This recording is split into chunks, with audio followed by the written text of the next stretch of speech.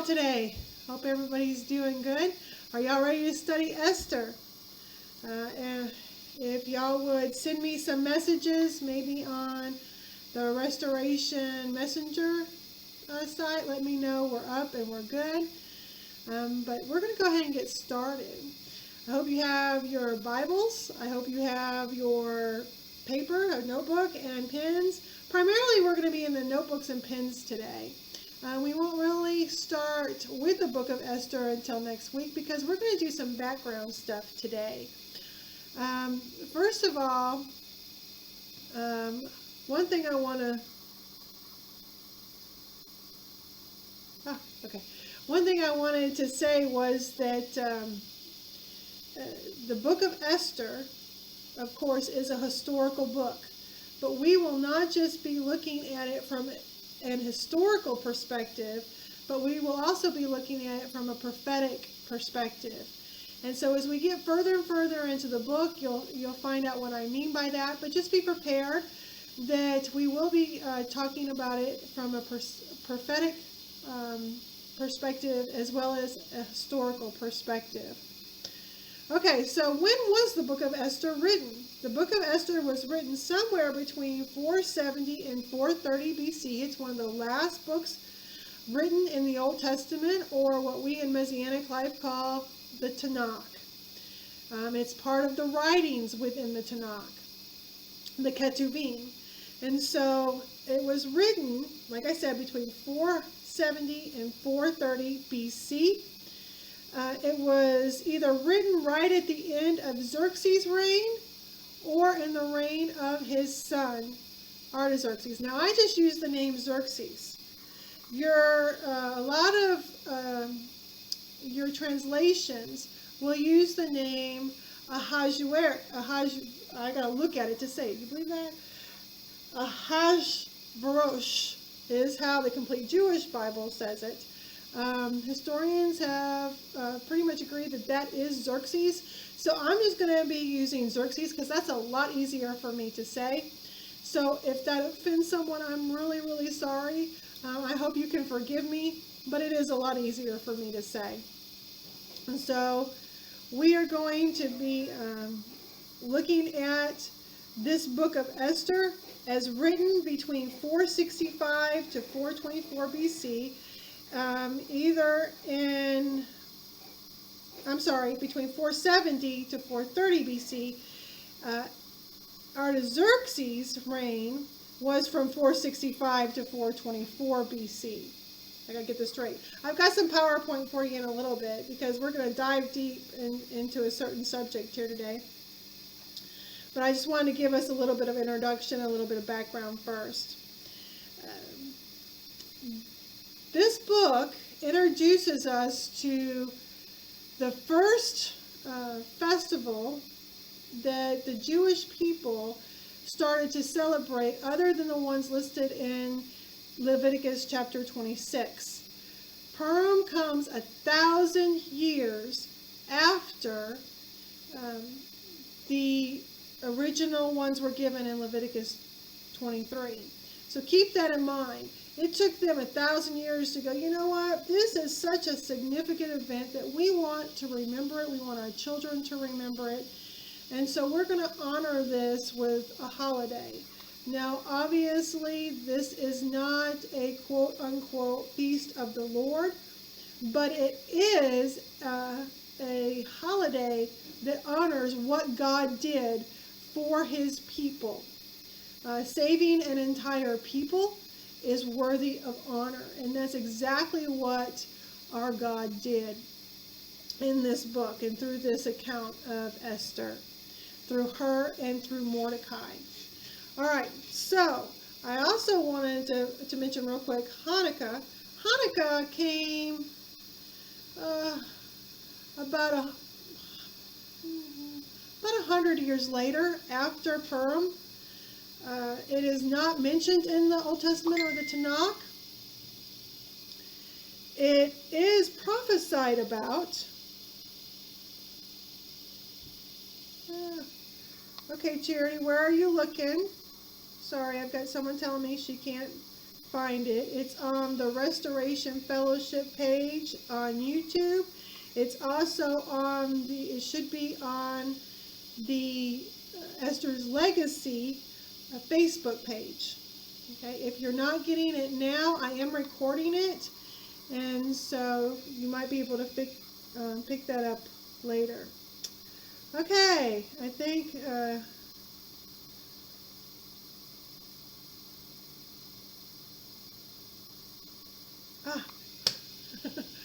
Regina's going to catch us later.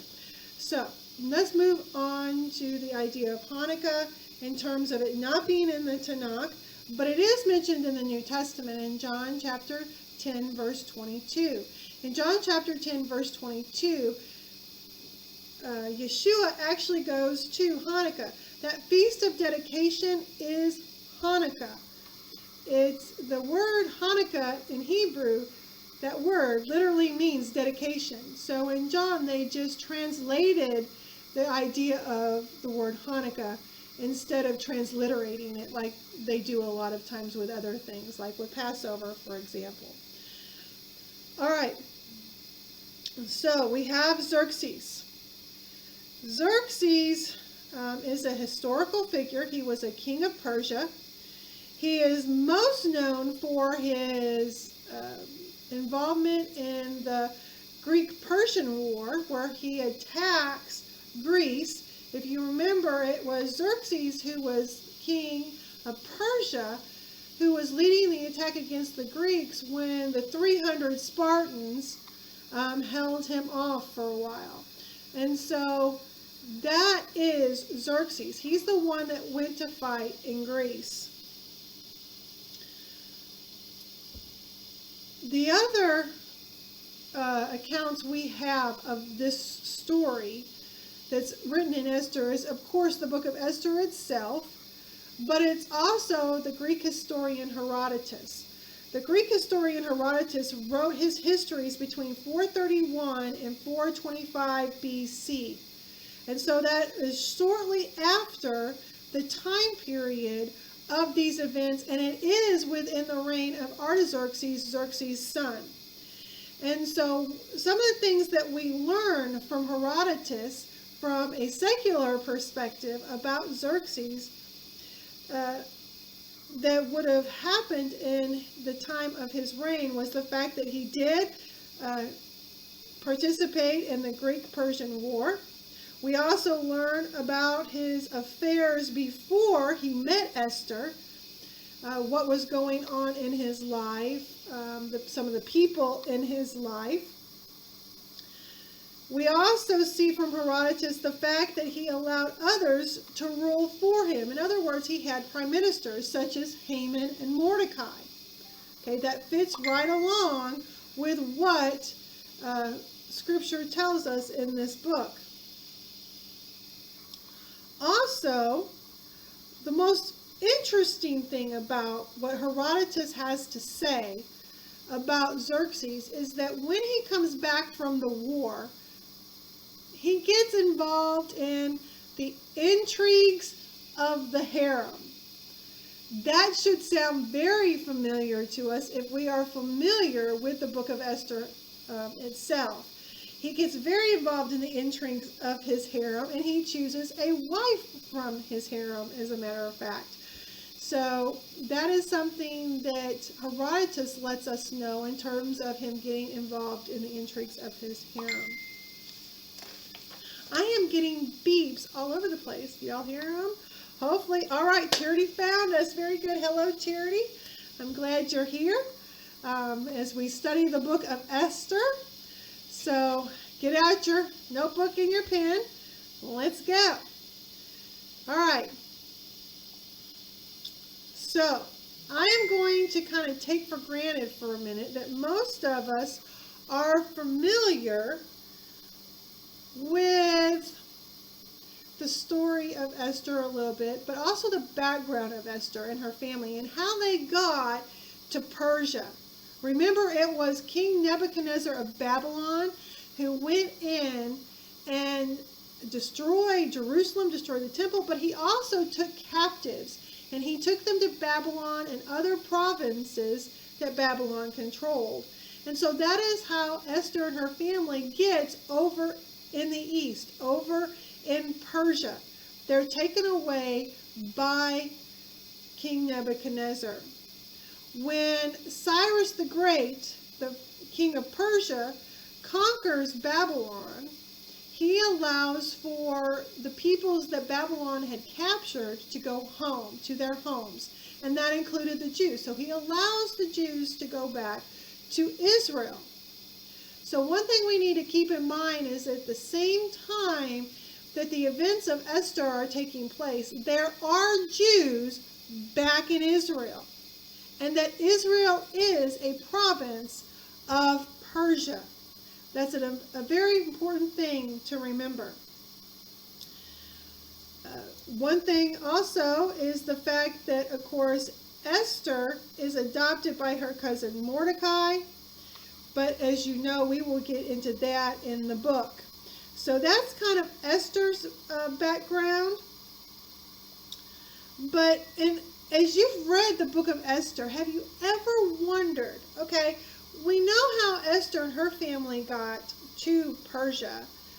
We know why they're there. It was because of King Nebuchadnezzar and the conquering of Judah that God allowed. But what is the history of Xerxes? What is his past? Who is this person? That is exactly what we're going to cover today. When the readers of Esther first read this book, they were very familiar with the kingdom of Persia, with its rulers, with Xerxes, with his family.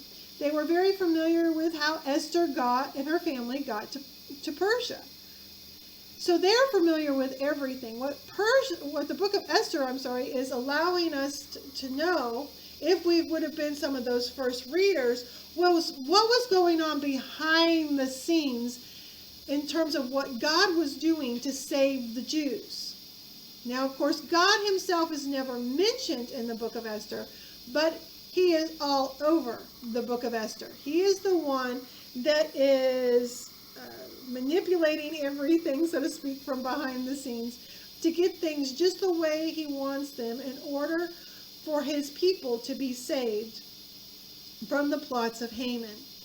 And so the book of Esther was letting those first-time readers know the palace intrigues, so to speak, behind what was going on through those events, because they would have known all this other stuff. So we know the story of Esther and her family. We're somewhat familiar with the book of Esther. We're going to become more familiar with the book of Esther in the weeks ahead, I hope. But we know very, very little about the kings of Persia and how that leads up to Xerxes and his time as king of Persia. And so today what we're going to do is I want to take a look at the history of Persia, because it is very important that we understand exactly where Xerxes was coming from. Because believe it or not, we're going to refer back to his history and his family history time and time again as we read this book, because it definitely plays in to the accounts that happen. It's going to make some obscure statements in the book all of a sudden make sense. Sentences like, out of nowhere, that Esther found favor with everyone that knew her or that came across her. What exactly is that referring to? Because I do believe, based on Xerxes' family past, that it is referring to actually a specific individual, actually.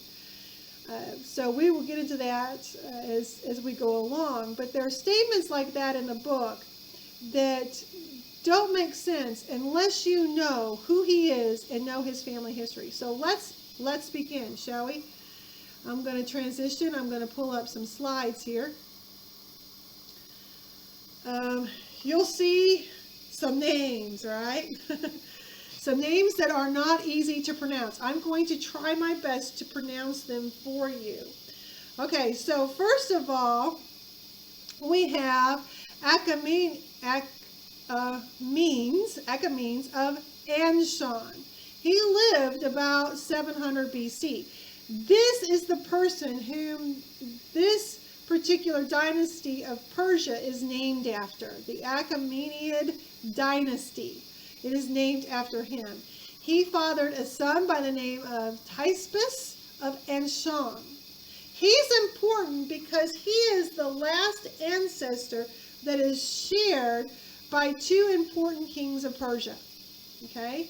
Now, Cyrus of Anshan, when he died, he divided his territory and he gave his two sons different territory. To Cyrus the First, he gave Anshan, which is farther to the south by the Gulf of Persia.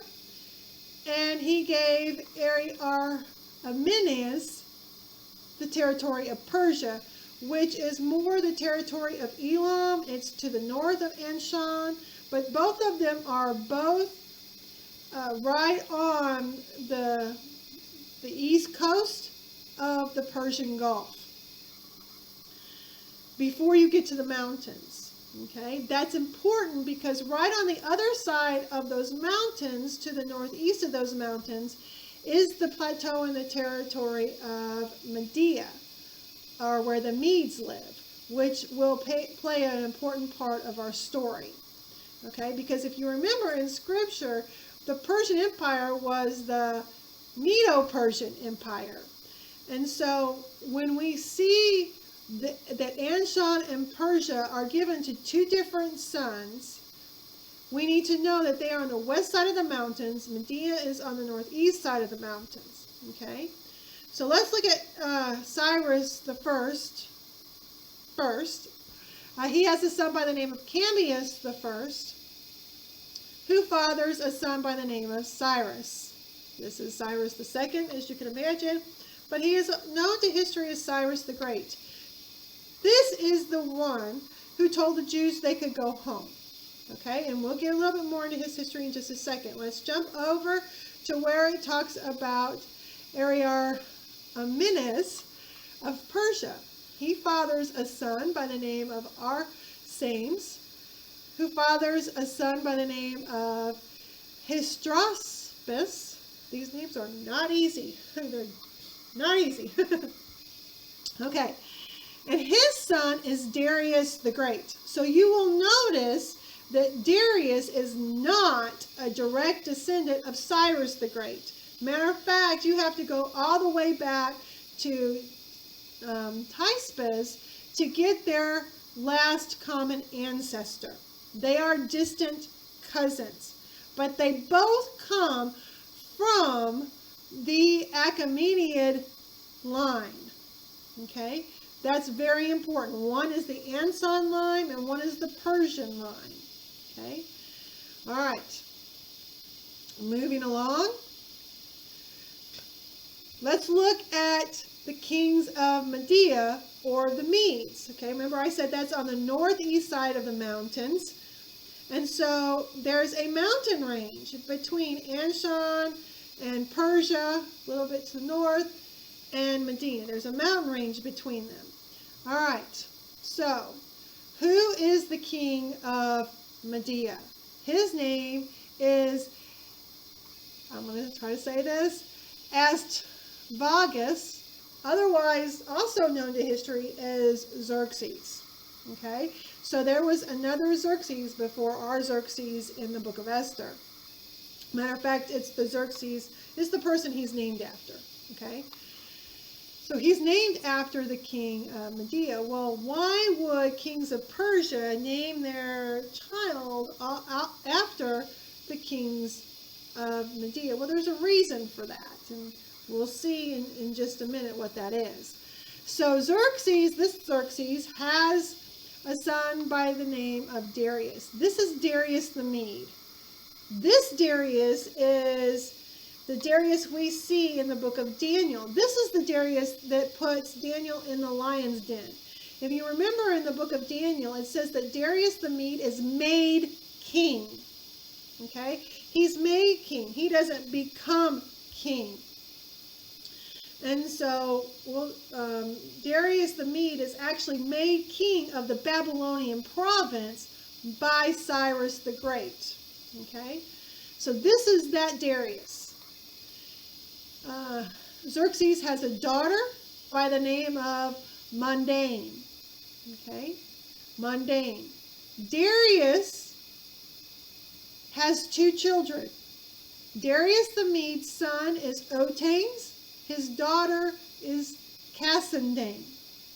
Okay? Both Mundane and Cassandane are going to play very important roles in just a few minutes, as well as Otanes. So these 3 children play a very important role. Darius the Mede stays the king of the Babylonian province for only a couple of years before he dies. So he's kind of in and out of the picture fairly quickly. Okay? All right.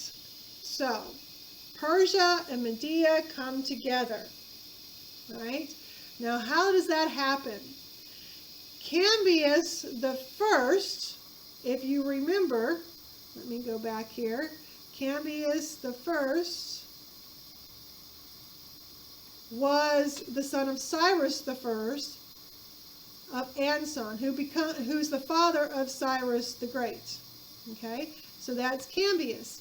He marries Mundane. Okay, and they have Cyrus. So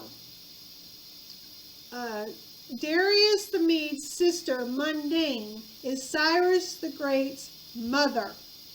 So when he puts Darius the Mede in charge of the Babylonian province, he's putting his uncle in charge of that province. Got that? Okay. So Cambyses marries Mundane, and they have Cyrus the Great. Cyrus brings Anson and Persia together. And then he does something very interesting. He goes up to Medea and conquers the land of his grandfather. He goes and he takes Medea, the land of his mother. Okay? We also know from history that eventually some of the kings are also going to go, well, Cyrus actually goes to Lydia in modern-day Turkey and takes that territory. That's how Persia gets that territory. Cyrus takes it because his father's mother was actually from Lydia. So it's really interesting. Their family dynamics play a very important part in the dynamics of whether or not they take a territory, it seems, at least at first. You know what? I'm just noticing that my head is kind of bobbing into this, so I'm going to try to move this over a little bit. Is that making worse or better? Okay, I think that's better. Okay. So, and I'm saying a lot. I'm so sorry. I will try to stop doing that because I'm very aware of it when it happens, and I don't like it. All right. So Cyrus takes Medea. And he takes Medea in 550 BC, 9 years after he becomes king of Persia. Okay? When he becomes king of Medea as well, he is crowned by his cousin Cassandane. Remember her? The daughter of his uncle Darius the Mede. He is not only crowned by Cassandane, he marries her. Okay? So whoops, I went too far. He marries Cassandane. And they have 4 children. Right? Those 4 children are Cambyses the second, Smerdis, Atosa, their oldest daughter, and Artistone, their youngest daughter. So they have 2 sons and 2 daughters. Cambyses the second marries his sister Atosa. This is very important. He marries his sister Atosa, and they have no children. Cambyses is on the throne for about 8 years. Before leaving on a campaign down into Egypt, he secretly, that word's very important, he secretly kills his brother Smerdis. Everybody got that? He secretly kills his brother Smerdis. So no one knows that Smerdis is dead. Well, on his way back from the campaign, Cambyses II dies. Now here's where it gets really interesting. We have our first conspiracy, so to speak. Because naturally the throne would have went to Smerdis, his brother, because him and Atoza have no children. But Smerdis is dead, but nobody knows Smerdis is dead. So a look-alike of Smerdis's by the name of Gamata, which is spelled G-A-U-M-A-T-A, G-A-U-M-A-T-A, Gamata actually takes the throne, pretending to be Smerdis. I got that? So he takes the throne, pretending to be Smerdis after Cambyses' death.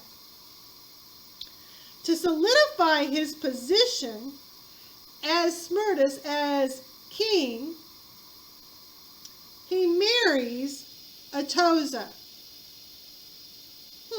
That's interesting. He solidifies his right to the throne by marrying the queen. He also married another widow of Cambyses by the name of Phidemia. We'll see her name in just a minute because she's the daughter of Otanes. Okay? Here's the deal. Gamata, the fake Smerdis, is afraid of Atoza. Atoza knows who he is not. She knows it's not the real Smerdis. And so he's afraid of her because she's also the most powerful woman in the kingdom. Atoza is known for having her court of the women. She's very, very powerful in the kingdom. She's the daughter of Cyrus, the oldest daughter of Cyrus the Great, the wife of Cambyses II, queen of Persia. She's being used to solidify the fake Smerdis' right to the throne against her will, as a matter of fact. He's so afraid of her that he puts her in the harem and locks her in the harem to keep her from getting word out that there is a fake Smerdis or an imposter on the throne. However, he is not afraid of the younger wife, Phidemia, the daughter of Otanes. And so he lets Phidemia come and go, so to speak. For those of you who are wondering how to spell her name, it is, like I said, we'll see it in just a minute, but I'll go ahead and spell it for you. P-H-A-E-D-Y-M-I-A.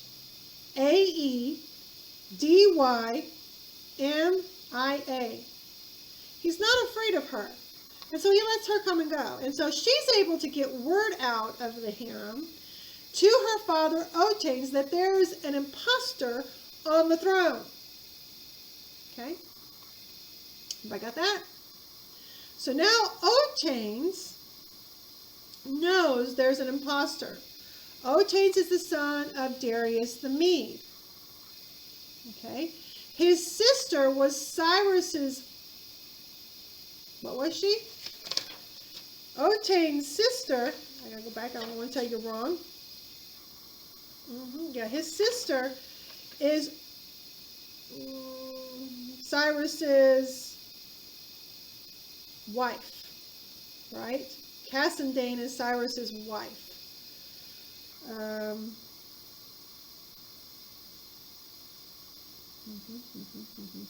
Yeah, Cambyses is the second's mother. This gets a little confusing after a while, I know. That's why I made the slides, okay? So I hope it helps. All right. So let's see, where was I?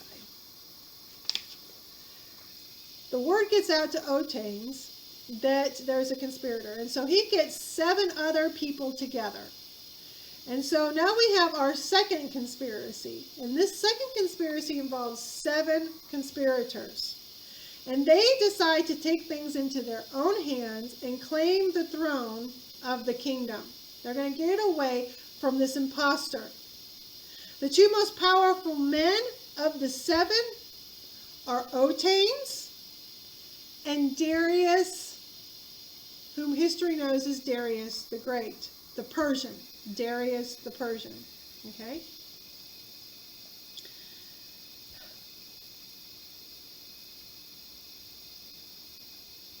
Darius, at the time, is 28 years old. He's a general in the military, and he is a direct descendant of the Achaemenid dynasty. Now they're from the Persian line. Remember? So he is actually more related to the kings of Persia than Otanes is, who's from the line of Medea. His family has married into the line of Persia, but he's from Medea. And these two groups do speak different languages, which is important to keep in mind as well.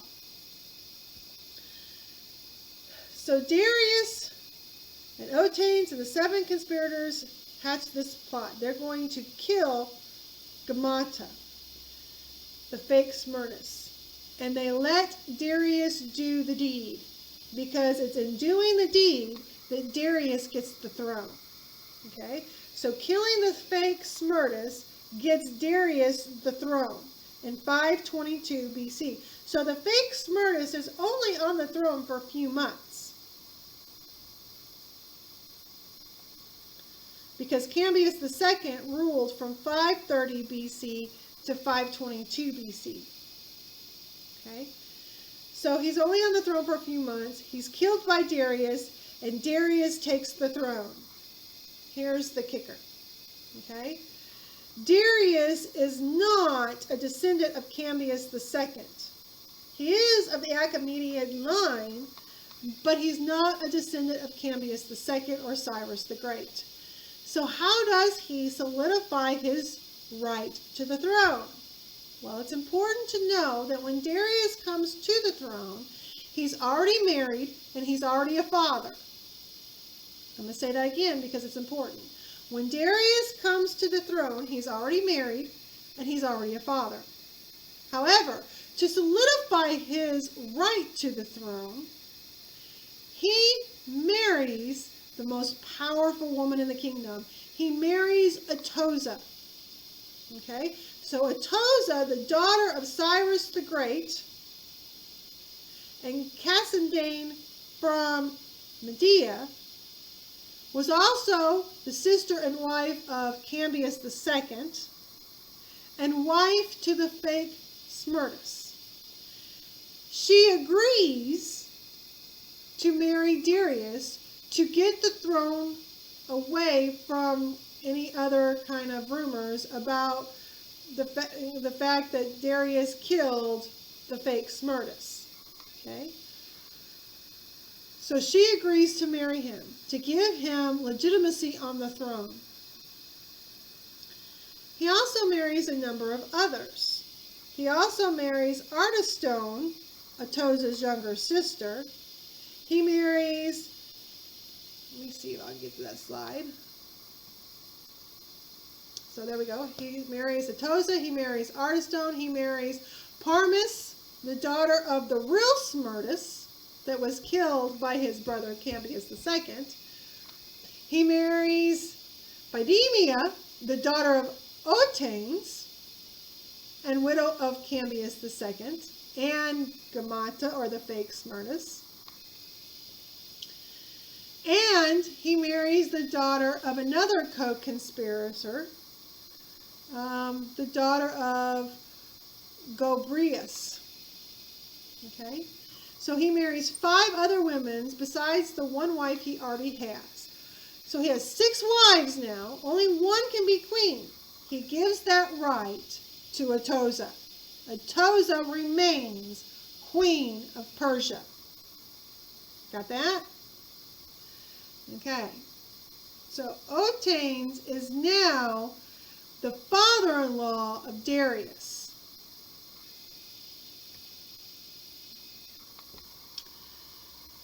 Okay.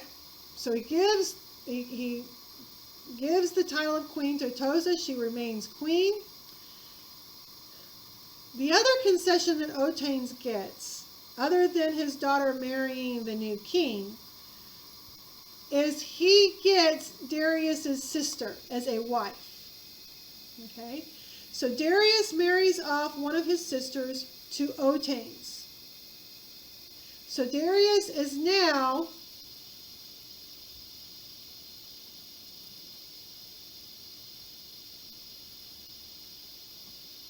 my settings on YouTube are having problems. I don't know why. I just got that message, so hopefully we'll get that figured out. But Otanes is now the father-in-law of Darius and the sister-in-law of Darius. So with his wife, Darius' sister, they have a daughter, and her name is Vashti. Herodotus gives her another name, but we are going to call her Vashti, okay, because that's what Scripture calls her. Darius marries Atoza, like we said. She's the queen, and their eldest son is Xerxes. Vashti and Xerxes marry. We know that, right? So they get married.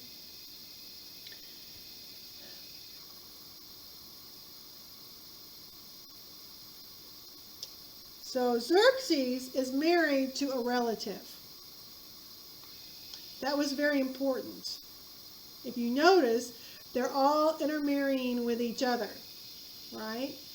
So what's going to be even more suspicious, interesting, even miraculous about the fact that Xerxes ends up marrying Esther, okay?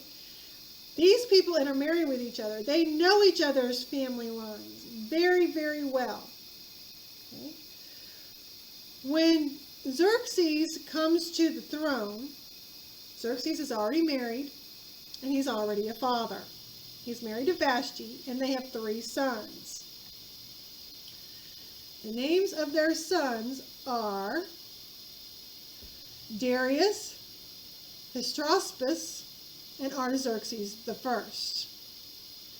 When he becomes king, when Cyrus becomes king in 486 BC, he is 35 years old. He's 35 years old. Okay? This is before he goes on his campaign to Greece. The events in the book of Esther are primarily after his war in Greece. I say primarily because chapter 1 is before. Okay? So the campaign to Greece, the war with Greece, literally takes place between chapters 1 and 2 of Esther. Everybody got that?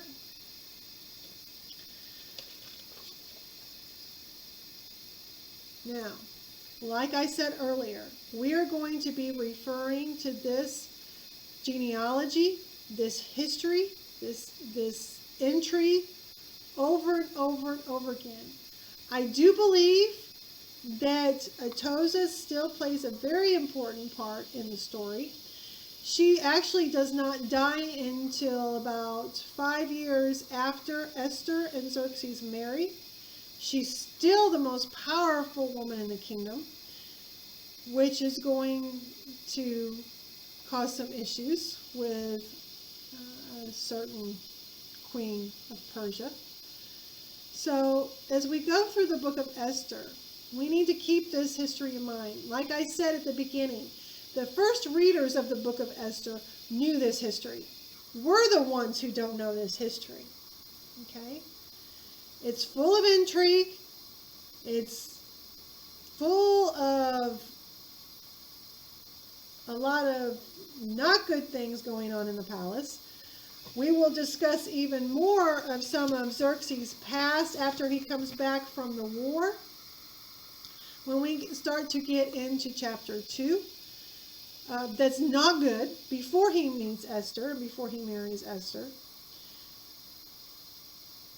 We're also going to talk some about the religion of Persia, because as Esther comes in to this family, she's also coming into a system of religion.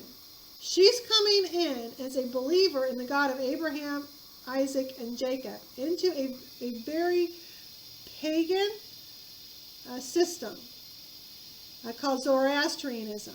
And so we're going to have to take a look at Zoroastrianism within our study to get an even broader understanding of Esther's setting, what she was living with, what was around her. These are the people that are around her. How do they take to her? Exactly, what kind of intrigue goes on in the palace that she is surrounded by. And these are the kind of things we're going to talk about, because I want us to know Esther. I want us to understand her character. I want us to understand who this godly woman is. Sometimes when we read about her in the pages of Scripture, it's fairly, it reads pretty quick. It's pretty clean, but there's a lot of other things going on behind the scenes behind her that she's having to deal with.